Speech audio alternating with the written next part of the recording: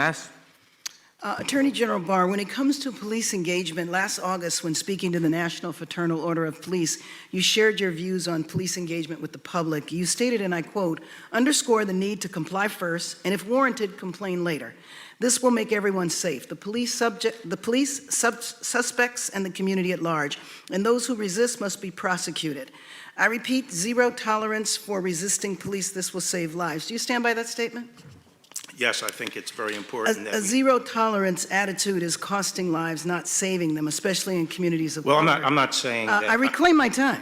A movement and protests have arisen in response to police brutality. Here are a few examples of who bears the cost of zero tolerance. Elijah McClain was walking home from a convenience store when he was approached by police. He had not committed a crime. Police held him in a chokehold for 15 minutes, then injected him with ketamine, not under a doctor's supervision, but at the direction of non-medically trained and unlicensed police officers. Are you familiar with that case? No. Do you know how frequently ketamine is used by law enforcement to subdue civilians, especially people of color? No. Did you know if police departments have been documented as directing paramedics and EMTs to inject ketamine during arrests? No.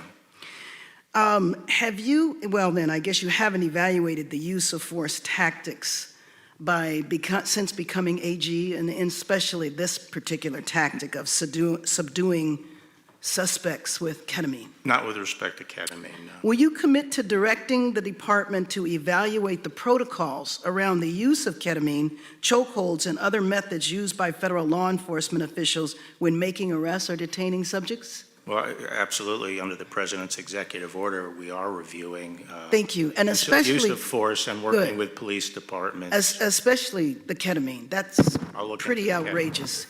George Floyd was killed by a police officer via a chokehold. For 8 minutes and 46 seconds, a police officer knelt on his neck as he begged for his life. He was suspected of using a counterfeit $20 bill.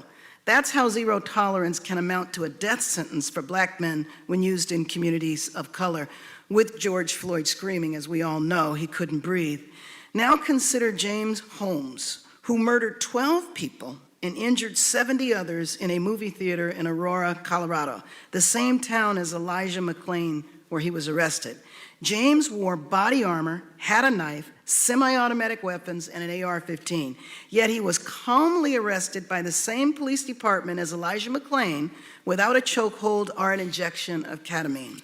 Dylan Roof used a gun to murder 9 people and injured another at Emmanuel African Methodist Episcopal Church in South Carolina. When he was arrested, no chokeholds, no injections, he was treated so well that officers brought Dylan Roof Burger King after arresting him. Are you familiar with that case? Yes. I raised those 2 examples to follow up on what my colleague from Texas highlighted earlier, that the department is not doing enough to address issues of racism, bias, and brutality in law enforcement.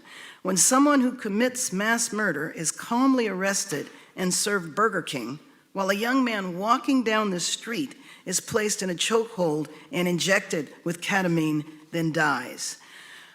You said that under the executive order, the administration is looking at chokeholds. What have you determined so far? Well, we're setting up a system of certification of police departments, and part of what our charter is to come up with criteria that will be used for certification, including limitations on use of force, specifically including chokeholds. So in the George Floyd Justice and Policing Act, part of it called for a national registry of law enforcement officers as a resource for police chiefs to determine who are the best candidates for jobs. As you may or may not be aware, Tamir Rice might be alive today if the police chief who hired him had known that that police officer had been fired from another department. What is your view of a national registry of law enforcement officers? The second aspect of the President's executive order is to set up a database like that so that all determinations of excessive force around the country go into that database, and if police departments aren't reporting that information, they wouldn't be certified. So we do believe in one national point where you can go in and get determinations of excessive force on law enforcement candidates for jobs. Good, thank you. And I do want to comment on part of your opening statement when you were saying that after the Jim Crow period, that our justice system was equal. And I don't believe that that's the case. I said the laws were made equal. The laws are made equal. They are certainly not applied equally.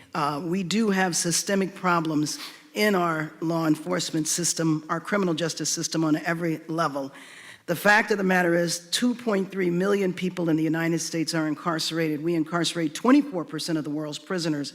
34% are black, while African Americans are just 13% of the U.S. population. So justice is still not equal, nor are our laws. And I think when we look at how many people are incarcerated or how many people are killed, it is not the numbers, it is the percentage to the percentage of that group in the U.S. population. I yield back my time. The gentlelady yields back. Mr. Gates.